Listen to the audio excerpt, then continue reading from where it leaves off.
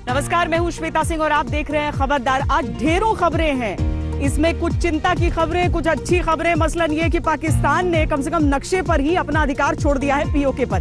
विस्तार से दिखाएंगे, लेकिन पहले खबरदार के लेंस से हम खबरों का विश्लेषण शुरू कर देते हैं। सबसे पहले आज की जो चिंताजनक खबर है, जो कि कोरोना संक्रमितों के आंकड़े से जुड़ी हुई है। 1 लाख को पार हम कल ही कर चुके थे, लेकिन कल जो हमने आपको बताया था कि हम सबसे अधिक एक दिन में संक्रमण का जो आंकड़ा है उसे पार कर चुके हैं। दरअसल आज उससे एक कदम हम आगे पहुंच गए। भारत में कोरोना के मामले 1,12,359 तक पहुंच गए। एक दिन में सबसे ज्यादा 5,611 मामले सामने आ गए हैं। दुनिया के अधिकतर देश कोरोना का शिखर यानी पीक देख चुके हैं, लेकिन कोरोना मामलों के सबसे ज्यादा बोझ वाले देशों में भारत, ब्राजील और रूस, ये 3 देश ऐसे हैं जिन्होंने अभी तक कोरोना के ग्राफ को समतल नहीं किया है। इन 3 देशों में ये बात मई में हुई मामलों की बढ़ोतरी से झलकती है। ब्राजील और भारत में मई के दूसरे हफ्ते में संक्रमण की रफ्तार अचानक तेज हुई है। ऐसे में भारत का कोरोना वाला पीक यानी शिखर अभी दूर है और मुसीबत अभी टली नहीं है। आज की अच्छी खबर यह कि पाकिस्तान इस कदर भारत से डर गया है, दबाव में आ गया है कि उसने अपनी सरकारी वेबसाइट पर यह मान लिया है कि संपूर्ण जम्मू कश्मीर राज्य भारत का ही अभिन्न हिस्सा है। पाकिस्तान सरकार की तरफ से कोरोना वायरस की जानकारी देने के लिए बनाई गई वेबसाइट में नक्शे के जरिए इसकी जानकारी दी गई है। इसी वेबसाइट पर एक नक्शा ऐसा है जो पाकिस्तान में कश्मीर को दिखाता है और दूसरा नक्शा ऐसा है जिसमें कश्मीर भारत में नजर आता है। यहां सवाल यह है कि क्या अलग अलग देशों से देखने पर इंटरनेट वाले नक्शों के रंग बदलते हैं? वैसे इस नक्शे से पाकिस्तान की सरकार ने देर से ही सही, लेकिन पीओके का सच कम से कम स्वीकार कर लिया है। आज हम भारत और पाकिस्तान के बीच लगातार चल रहे दिमागी युद्ध यानी माइंड गेम का विश्लेषण करेंगे। कोरोना काल में एक अच्छी खबर राम जन्मभूमि से आई है। अयोध्या में लॉकडाउन के बीच राम मंदिर का निर्माण शुरू हो गया है। वहां समतलीकरण के दौरान देवी देवताओं की मूर्तियां, स्तंभ, कलश, शिवलिंग सहित कई वस्तु मिल रहे हैं। इस पर हमने एक विस्तृत रिपोर्ट आपके लिए तैयार की है। आज भारत ने नेपाल की नक्शे वाली छेड़छाड़ पर करारा जवाब दिया है। भारत ने कहा है कि नेपाल ने अकेले बैठकर नक्शा बना दिया। इस नक्शे को भारत कभी स्वीकार नहीं करेगा। नेपाल की लीडरशिप को ऐसा माहौल नहीं बनाना चाहिए जिससे इस तरह का टकराव हो। आपको इसके भी डिटेल्स हम देंगे। जरूरी वीडियो आज का यह है कि महा तूफान अम्फान की हैरान कर देने वाली तस्वीरें आई हैं। इस तूफान की वजह से बहुत तबाही हुई है। बंगाल में 72 लोगों की जान चली गई है। लाखों लोग इससे प्रभावित हैं। हमारे रिपोर्टर्स ने वहां तूफान को रिकॉर्ड करने वाली रिपोर्टिंग की है। बहुत सारे वीडियोस हमारे पास आज हैं। आपके काम की खबर यह है कि भारत में 25 मई से शुरू होने वाली घरेलू उड़ानों के लिए सरकार ने गाइडलाइंस जारी कर दी हैं। यात्रियों को विमान उड़ने से 2 घंटे पहले पहुंचना होगा। जिन लोगों की उड़ान अगले 4 घंटे में होगी वही एयरपोर्ट पर एंट्री कर पाएंगे। वहां पर पहुंचने, वहां से निकलने के लिए निजी वाहन या अधिकृत कैब सर्विस का ही इस्तेमाल करना होगा। यात्रियों के लिए मास्क, ग्लव्स और बाकी सुरक्षा किट धारण करना जरूरी होगा। यात्रा के लिए आरोग्य सेतु ऐप जरूरी होगा। 14 साल से कम उम्र के बच्चों को इससे छूट दी गई है। यात्रियों को थर्मल स्क्रीनिंग के लिए स्क्रीनिंग जोन से गुजरना होगा। ट्रॉली के इस्तेमाल से बचने की सलाह दी गई है। सरकार की तरफ से अगस्त तक टिकट के दाम तय कर दिए गए हैं। उदाहरण के तौर पर दिल्ली से मुंबई फ्लाइट के लिए दाम कम से कम 3,500 रुपए और अधिकतम 10,000 रुपए तय किया गया है। इसी के तहत कंपनियों को दाम तय करने होंगे। सभी कंपनियों को करीब 40% सीटें अधिकतम और न्यूनतम दाम के बीच के रेट पर ही देनी होंगी। इसके अलावा एक और बात कि 1 जून से जो 200 पैसेंजर ट्रेन चलने वाली हैं, उनके लिए बुकिंग आज सुबह 10 बजे शुरू हुई। सिर्फ 2.5 घंटे में 4 लाख टिकट बुक हो गए, यानी बड़ी संख्या में लोग अपने घर जाना चाहते हैं। रेल मंत्री ने कहा है जल्द ही ट्रेनों की यह संख्या बढ़ाई जाएगी।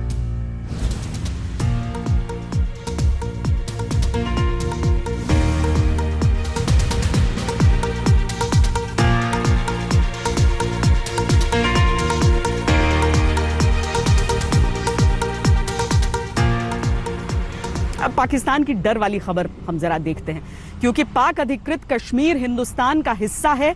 ये कई बार कहा गया है, खासकर धारा 370 के बाद गृह मंत्री अमित शाह ने बार बार इसे दोहराया कि पीओके भी हमारा है, गिलगिट बल्टिस्तान हमारा है। और अब पाकिस्तान देखिए नक्शे पर यह दर्ज भी कर रहा है। हालांकि इसकी कई वजहें हो सकती हैं जिसका विश्लेषण हम आगे अपनी रिपोर्ट में विस्तार से करेंगे, लेकिन पाकिस्तान की तरफ से अगर इस तरह का नक्शा है ये समझिए कि अपनी वेबसाइट पर यह बात पाकिस्तान की सरकार खुद स्पष्ट कर रही है। पाकिस्तान सरकार की तरफ से कोरोना वायरस की जानकारी देने के लिए वेबसाइट बनाई गई। इस वेबसाइट का एड्रेस है covid.gov.pk। इसमें नक्शे पर कोरोना के संक्रमण को दिखाया गया है। इसमें पाकिस्तान, भारत और नेपाल का नक्शा भी है। इसे देखकर यह लगता है कि पाकिस्तान ने जम्मू कश्मीर को भारत का राज्य मान लिया है। अब तक पाकिस्तान जम्मू कश्मीर को अपना हिस्सा बताता रहा है और वहां लगातार आतंकवाद फैलाता रहा है। जब यह नक्शा वायरल हो गया तो पाकिस्तान की सरकार का पूरी दुनिया में मजाक उड़ने लगा। बहुत से लोग ये कहने लगे कि देर से ही सही, कम से कम सच स्वीकार तो किया। हालांकि यहां एक बात यह भी सामने आ रही है कि गूगल से लिया गया नक्शा देशों के राजनीतिक दावों के हिसाब से दिखता है, लेकिन आज तक ने हांगकांग के इंटरनेट से रूट करके नक्शा देखा तो भी पाकिस्तानी वेबसाइट पर पूरा कश्मीर भारत के नक्शे में दिखा। बहरहाल कश्मीर का पूरा इलाका पाकिस्तानी साइट में हिंदुस्तान में दिखाया गया हो या नहीं, लेकिन पीओके पर पाकिस्तानी षड्यंत्र में अभी कोई कमी आई नहीं है। हाल ही में पाकिस्तान की सुप्रीम कोर्ट ने वहां चुनाव कराए जाने का आदेश दे दिया था। पाकिस्तान इस बीच कई बार सीज फायर का उल्लंघन कर चुका है। आतंकवादियों के जरिए कश्मीर में दहशत फैलाने का प्लान बना रहा है। लेकिन इसके साथ ही भारत और पाकिस्तान के बीच माइंड गेम चल रहे हैं। भारत ने 8 मई से पाकिस्तान अधिकृत कश्मीर यानी पीओके में मौजूद गिलगिट और बल्टिस्तान के मौसम का पूर्वानुमान देना शुरू कर दिया। इसके जवाब में पाकिस्तान ने भी लद्दाख, पुलवामा और जम्मू के मौसम की भविष्यवाणियां करनी शुरू कर दी। लेकिन इस सब को लेकर इमरान खान का जो डर है, उनका जो खौफ है हिंदुस्तान को लेकर, वो देखने लायक है।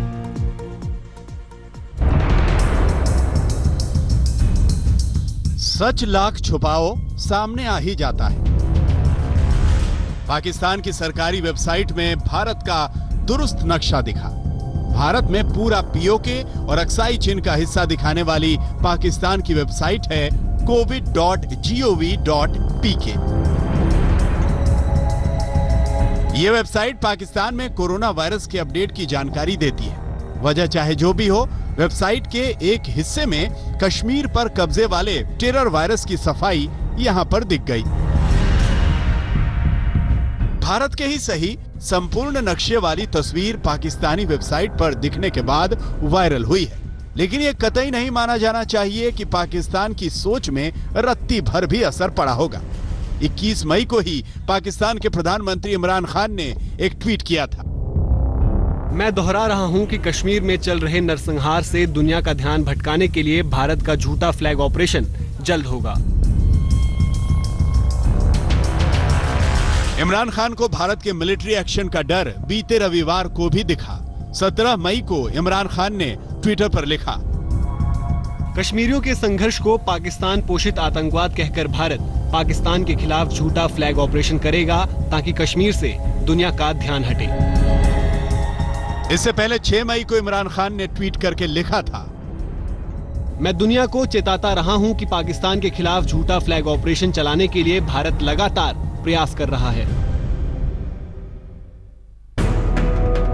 70 साल से कश्मीर के हिस्से पर पाकिस्तान के जबरन कब्जे के खिलाफ भारत का आक्रामक रवैया इमरान खान के इस डर की वजह हो सकता है। और इस डर को बार बार उजागर कर पाकिस्तान दुनिया के सामने विक्टिम कार्ड खेलने की जमीन तैयार करने की कोशिश कर रहा हो सकता है। इसीलिए भारत के विदेश मंत्रालय ने इमरान खान के बयान पर ये कहकर टिप्पणी करने से इनकार कर दिया कि दुर्भावनापूर्ण प्रोपेगेंडा पर कमेंट करके उन्हें सम्मान नहीं दे सकते। पाकिस्तान की बदनीयती को भारत बखूबी जानता है, इसीलिए इमरान की बातों को भारत ने टिप्पणी के लायक भी नहीं समझा। वैसे पाकिस्तान के बद इरादों के इतने मामले हैं कि अंतहीन धारावाहिक लिखा जा सकता है, लेकिन उसकी चालबाजियों का भी कोई जवाब नहीं। कोविड-19 के इस संकट काल में पाकिस्तान की ओर से लगातार सीज फायर उल्लंघन हुए हैं। बावजूद इसके एक दिन पहले ही पाकिस्तान ने इस्लामाबाद में भारत के उच्चायुक्त को तलब किया और गोलीबारी पर भारत को ही कूटनीतिक आंख दिखाने की कोशिश की, जबकि सीज फायर उल्लंघनों पर पाकिस्तान की सच्चाई को बताने के लिए सिर्फ ये एक वीडियो ही काफी है।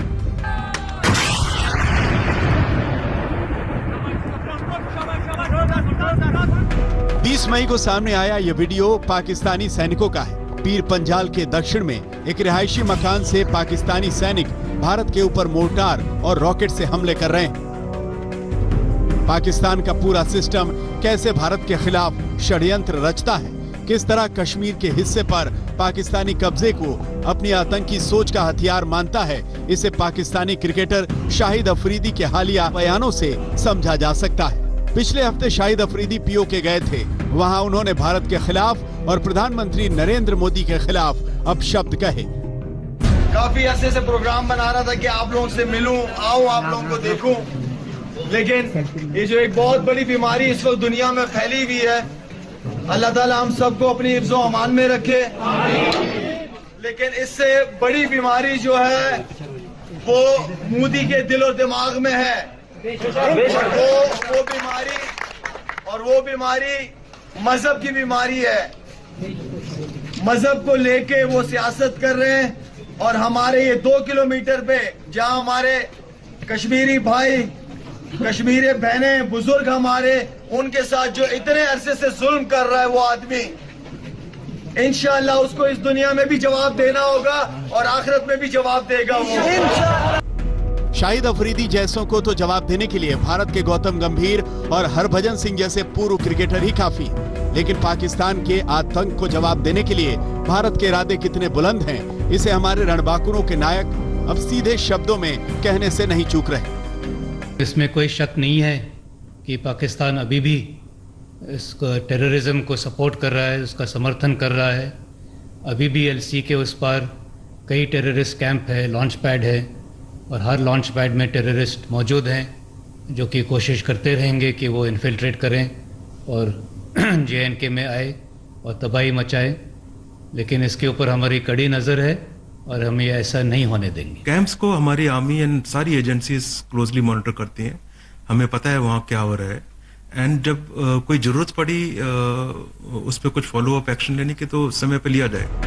पूरा का पूरा कश्मीर भारत का है, इसे आज नहीं तो कल पाकिस्तान को मानना ही होगा।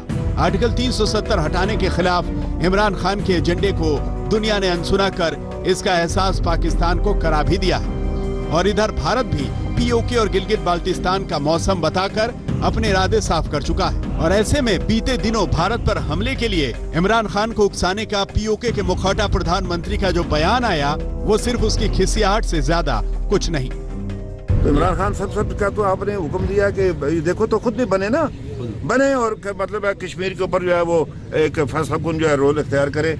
ये बयानात से बात नहीं होगी। फौज को, अपनी फौज को हुक्म दे, फौज आपके हुक्म के मुंतज़िर है, ये कौम आपकी मुंतज़िर है, आगे बढ़े और उन मजलूम भाइयों के लिए जो है बेटियों के लिए, वो आपकी बेटी है इमरान खान साहब, वो आपके भाई हैं, वो आपकी माँ हैं, वो आपकी बहनें हैं, वो, और वो उसको जो ये बात कहता है कि मौसम का हाल, इंशाल्लाह उसको हम दिल्ली का हाल, इंशाल्लाह ताला दिल्ली का हाल दिखाएंगे उसको। दिल्ली से गीता मोहन, गौरव सावंत और मंजीत नेगी के साथ आज तक ब्यूरो। और अब आपको दिखाते हैं किस तरीके से जम्मू कश्मीर में लगातार हमारे सुरक्षा बलों की कार्रवाई जारी है। 3 आतंकवादियों को, लश्कर के 3 आतंकवादियों को गिरफ्तार किया गया है। और अहम बात इसमें यह है कि इससे बस 24 घंटे पहले ही ये सब आतंकवादी बने थे, आतंक के रास्ते पर इन्होंने चलना शुरू किया था। तीनों को जब गिरफ्तार किया गया था उस समय एक ही दिन पहले सबने आतंक का रास्ता पकड़ा था, अपनी हाथों में लेकर अपनी तस्वीर सोशल मीडिया पर डाली थी। और जैसे ही ये तस्वीर वायरल हुई, सुरक्षा बलों ने उनके घर वालों से संपर्क किया, फिर उन्हें पकड़ने में देर नहीं लगी। उनके पास से 3 AK-47 राइफल्स और 6 मैगजीन बरामद की गई हैं। मैं किसी भी अलायदी की पसंद सब में शामिल नहीं होगा जिस करने वाली अफवाज को नुकसान पहुंचे। सुरक्षा बलों ने उनके रिश्तेदारों और गांव वालों के साथ काउंसलिंग की, ये शपथ दिलाई कि उनमें से कोई आतंकवाद का साथ नहीं देगा। किसी भी अलायदी की पसंद सब में शामिल नहीं होगा। इनका फोटोग्राफ वायरल हुआ था हथियार के साथ में, और इन 3 लड़कों ने अपने घर पे फोन करके बताया था कि ये उन्हें माफ कर दे और टेररिज्म के राह पर ये लोग चले गए थे। इस इंफॉर्मेशन के आते साथ ही इनके घर वालों को हमने कांटेक्ट किया, और हमारी जो सर्विलेंस की टीम है उन्होंने इनका ट्रैकिंग स्टार्ट किया।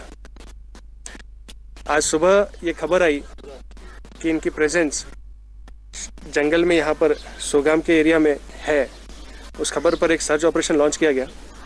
उस सर्च ऑपरेशन के दौरान इनको हिरासत में लिया गया, और इनके साथ में जो इनके पास में जो हथियार थे वो बरामद किए गए।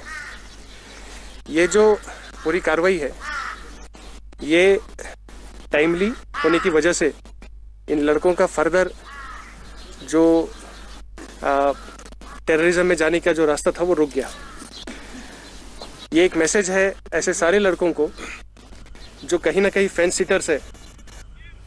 वो सारे लोग जो कहते हैं कि भारतीय सेना दरअसल हिंसा करती है और मजबूर करती है इन्हें आतंक के रास्ते पर पहुंचने के लिए, वो इतना भी बता दें कि क्यों इन्हें अरेस्ट किया गया।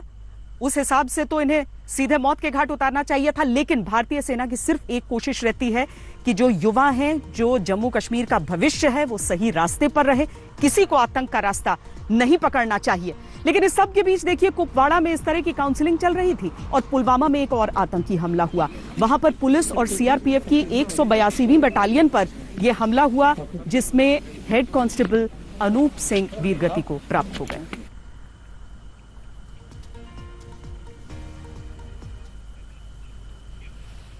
जम्मू कश्मीर से अब हम नेपाल आपको लिए चलते हैं, क्योंकि नेपाल में अचानक चीन की शह पर जो चीजें हो रही हैं वो वाकई हैरान करने वाली हैं। भारत की तरफ से उसे साफ साफ कह दिया गया है कि किसी भी तरीके से उसे ऐसी चीजें नहीं करनी चाहिए जो भारत की संप्रभुता का सम्मान करना न हो। भारत ने कहा कि आपने जो बाउंड्री की रेखा खींच दी है उसके लिए भारत से न तो संपर्क किया गया है, न एक टेबल पर बैठकर इस बारे में चर्चा की गई है। भारत ने नेपाल से पुनर्विचार की बात की है।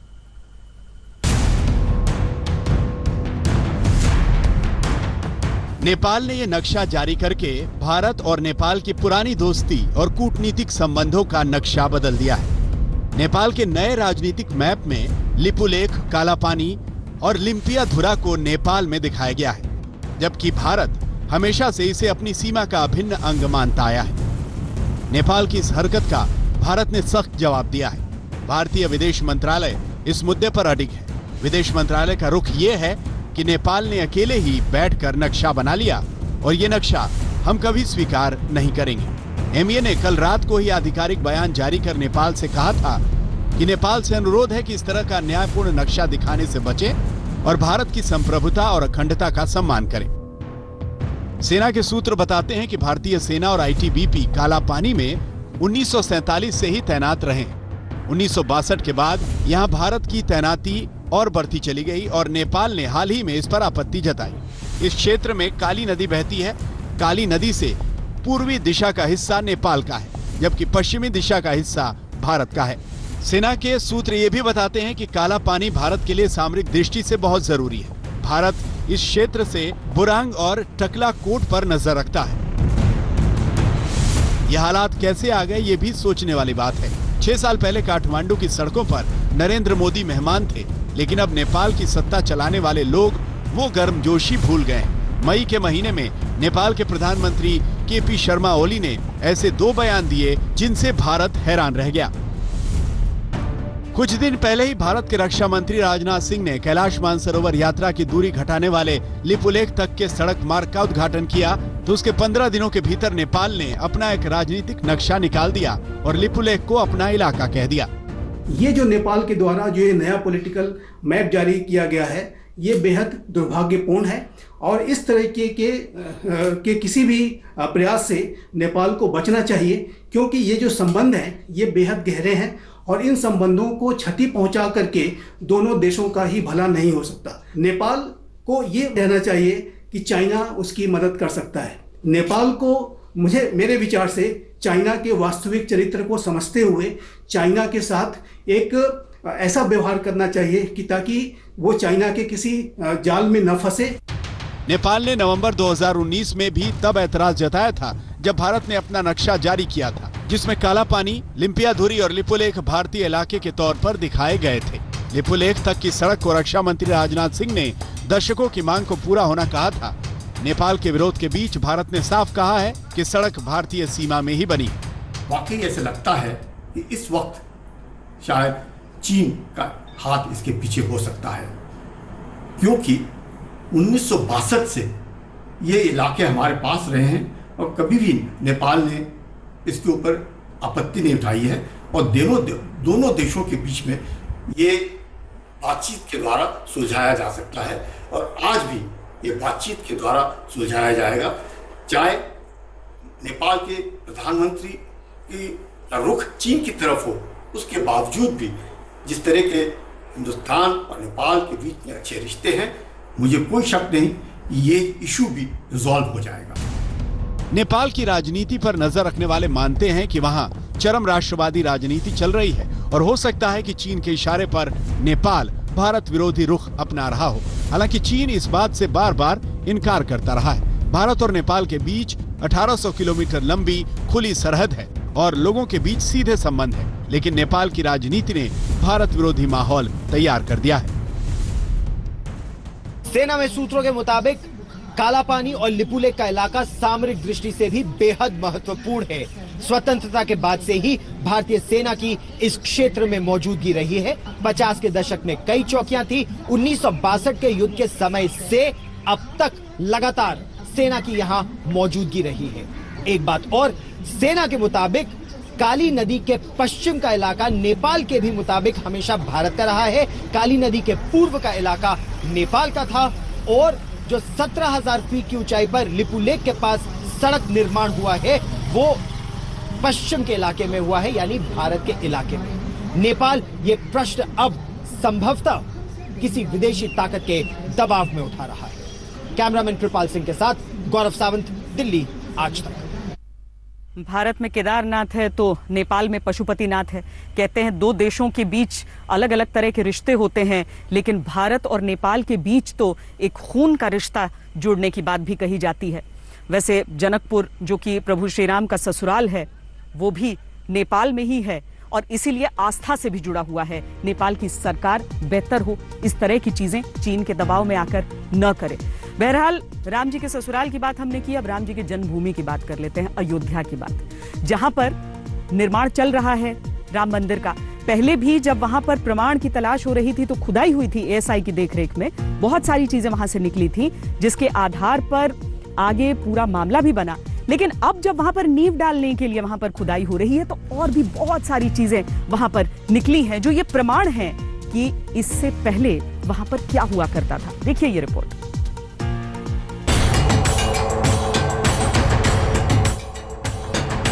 मंगल भवन अमंगलहारी प्रभु सुदशरथ अचर बिहारी।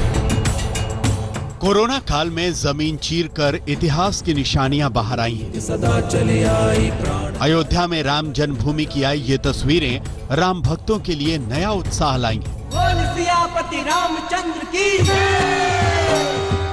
मंदिर निर्माण से पहले सबूत एक एक कर बाहर आ रहे हैं। ये राम भक्तों को भावुक करने वाली तस्वीरें हैं। देवी देवताओं की कुछ मूर्तियां जो खंडित हैं। मंदिरों में लगे 6 प्राचीन स्तंभ जो रेड सैंडस्टोन से बने हैं। ब्लैक टच स्टोन के 7 स्तंभ, पुष्प कलश मेहराब के पत्थर, साथ ही 4 फीट 11 इंच का एक शिवलिंग और दूसरे कई अवशेष। ये चीजें अयोध्या में राम मंदिर की सबसे नई गवाही पेश करती हैं। ये वो सबूत हैं जो राम मंदिर निर्माण के लिए समतल की जा रही जमीन से निकले हैं।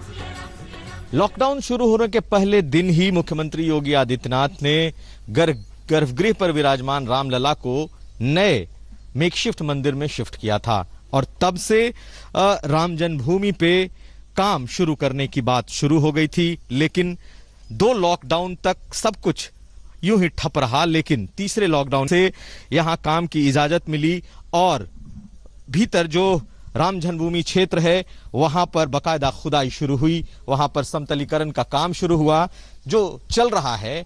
और जमीन समतल होने के दौरान ही बहुत सारी पुरातात्विक मंदिर के भग्नावशेष, जो मंदिर के अलग अलग खंडित मूर्तियां, इसके अलावा शिवलिंग और साथ साथ कई मंदिरों के खंभे मिले हैं। इसका जितना पुरातात्विक महत्व है, अब मंदिर बनने के साथ ही इसका धार्मिक महत्व भी बढ़ेगा। 67 एकड़ में फैला है राम जन्मभूमि परिसर। वहीं पर मंदिर निर्माण के लिए जमीन को समतल करने का काम चल रहा है। सीआरपीएफ के जवानों की मौजूदगी में राम मंदिर ट्रस्ट इस काम को पूरा कर रहा है। मंदिर परिसर के इस हिस्से में पहले रामलला विराजमान थे। सुप्रीम कोर्ट के फैसले के बाद इस स्थान पर राम मंदिर का काम होने जा रहा है और इस मंदिर की नींव तैयार करने के लिए मिट्टी को बराबर किया जा रहा है।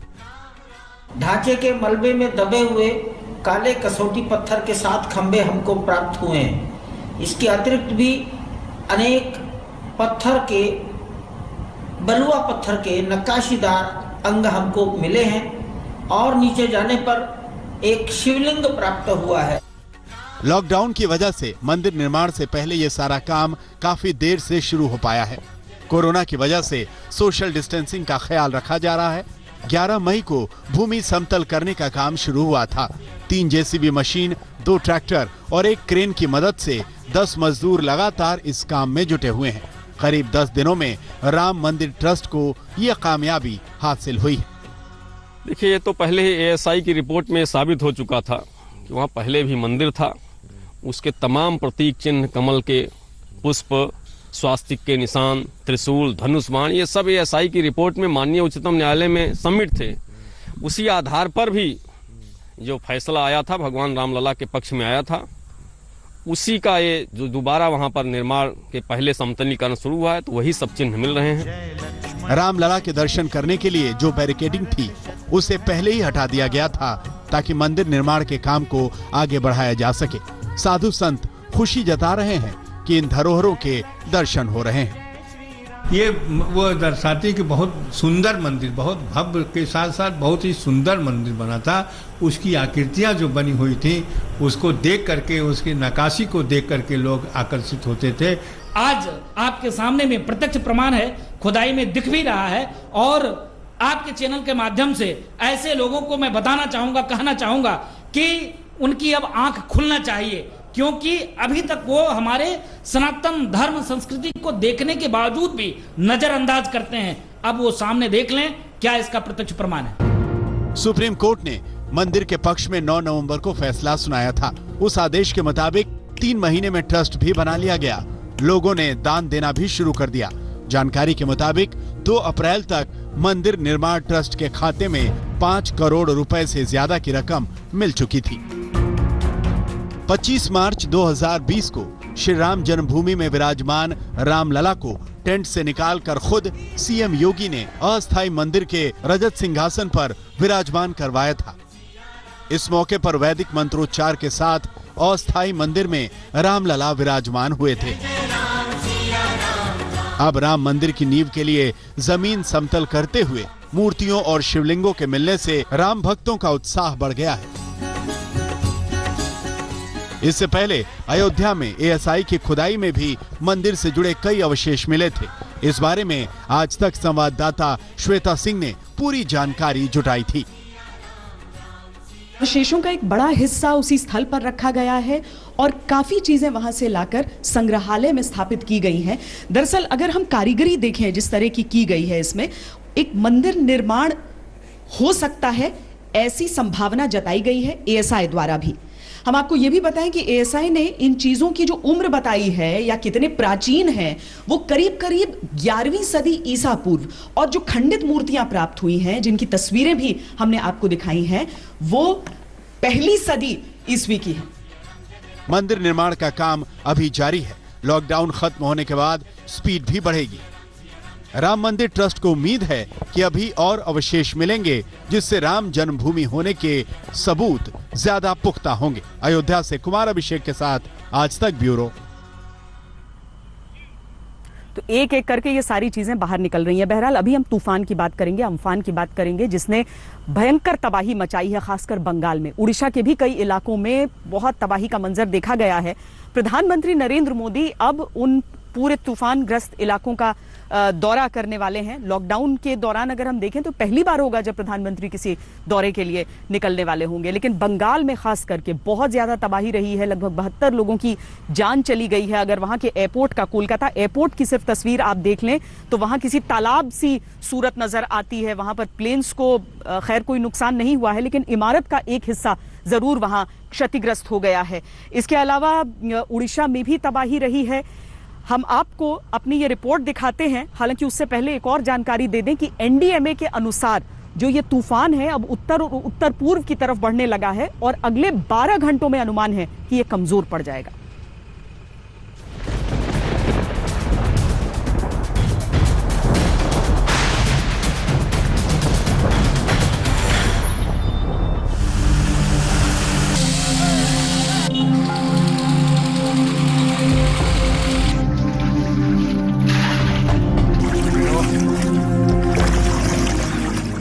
चंद घंटों के लिए आया तूफान, मगर शहर को बर्बादी के ऐसे दे गया निशान जो महीनों नहीं भरेंगे। अम्फन तूफान आकर गुजर गया, लेकिन छोड़ गया शहर को सिसकते हुए, तड़पते हुए। पश्चिम बंगाल अम्फन तूफान की मार से कराह रहा है।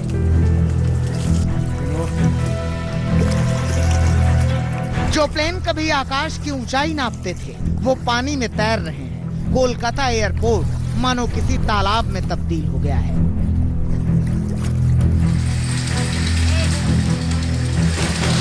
कोलकाता में बड़े बड़े दरख्त जड़ से उखड़कर धराशायी हैं। कलकत्ता क्लब के सारे पेड़ एक साथ जमींदोज हैं। सैकड़ों की तादाद में पेड़ सड़कों पर पड़े हैं, रास्ते बंद हैं। पेड़ों को काटकर रास्ता खोलने की कोशिश में जुटे हैं। पूरे शहर में रास्तों में पेड़ गिरा हुआ है और इस वक्त रास्ते में उतर के कोलकाता म्युनिसिपल कॉर्पोरेशन की जो अफसर्स हैं वो इसको साफ करने की कोशिश कर रहे हैं और ये उनके लिए एक बहुत बड़ा चुनौती है। आप देख सकते हैं कितना बड़ा पेड़ है वो गिर चुका है यहाँ पे और हाथों से इसको हटाया जा रहा है। इस वक्त जो केएमसी के कर्मचारी हैं वो कोशिश में जुटे हुए हैं कि इसको साफ कर दिया जाए। कोई पेड़ किसी दुकान पर गिरा है, कोई किसी के मकान पर गिरा है, कोई पेड़ गरीबों के अरमान पर गिरा है और कोई किसी की जान पर गिरा है। दीघा की तस्वीरें भयानक भी हैं और दर्दनाक भी। मैं इस समय हूँ दीघा के इलाके में, जहाँ बर्बादी का मंजर है। ये एक मकान है जो पूरी तरह से टूट गया है। तबाही इस कदर हुई है कि जहां एक और टीन की शेड उड़ गई है तो वहीं पत्थरों की बनी हुई दीवार टूट गई है और साथ ही साथ घर में घुसने का रास्ता तक खत्म हो गया है। रास्ता इस कदर खत्म हुआ है कि पेड़ के टूटने की वजह से और आसपास हुए नुकसान की वजह से अब परिवार खुद ही पेड़ काट के घर का रास्ता बना रहा है। दीघा, कोलकाता, 24 परगना और हावड़ा समेत कई जिलों में बर्बादी बनकर गुजरा था अम्फन तूफान। तेज हवाओं के साथ बेहिसाब बरसात ने शहर की सूरत को ही बदल दिया है। कोलकाता में बिजली के खंभे टूट टूट कर रास्तों पर पड़े हैं। शहर की बत्ती गुल है और शहर जैसा लग कहां रहा है, वो तो समंदर हो गया है। गाड़ियां पानी में तैर रही हैं, सड़क पर सैलाब उमड़ा है। घरों के भीतर लोगों के सामान पानी पानी है, बेहिसाब परेशानी। हावड़ा की तस्वीरें हैं ये। टिकियापाड़ा रेलवे यार्ड पानी में डूबता उतराता दिख रहा है। हावड़ा की ही ये तस्वीरें दिलों को दरकाने वाली हैं। कहीं पेड़ गिरा तो घर जमींदोज हो गया, कहीं पेड़ के नीचे दबकर किसी ने जान दे दी, कहीं घरों में घुसाए पानी को उलीचने की कोशिश हो रही है, कहीं घरों में तैर रहे हैं सारे सामान। शहर के सिसकने की ऐसी एक नहीं, हजारों तस्वीरें हैं। अकेले बंगाल में 72 लोगों को ये तूफान लील गया। मुख्यमंत्री ममता बनर्जी ने मृतकों के परिवार को 2-2 लाख रुपए देने का ऐलान किया है। साथ ही पीएम से मांग की है कि वो आए और बंगाल की हालत देखें। जब से कोरोना का ये संकट काल रहा है, आपको ध्यान होगा कि खबरदार को आपने हमेशा ग्राउंड जीरो से देखा है। मैंने आपके लिए रिपोर्ट्स लाई हैं। मैं एक चीज आपसे शेयर करना चाहती हूं, वो ये कि नेट जियो जो चैनल है उस पर जो कोरोना के कर्मवीर हैं उन पर 1 घंटे का खास शो आप कल रात 9 बजे देखेंगे, जिसमें आज तक और मेरी रिपोर्टिंग को खास तौर पर से दिखाया गया है। आपको उसकी एक झलक दिखाते हैं। कल ये कार्यक्रम आप नेट जियो पर देख पाएंगे। अभी एक ब्रेक के लिए रुक रहे हैं, आप रहिए खबरदार। नमस्कार, मैं हूं अंजना ओम कश्यप। हमें उम्मीद है ये वीडियो आपको पसंद आया होगा। लेटेस्ट खबरों के लिए यूं ही देखते रहिए आज तक और इस वीडियो के पसंद आने पर लाइक, शेयर एंड सब्सक्राइब करना ना भूलें।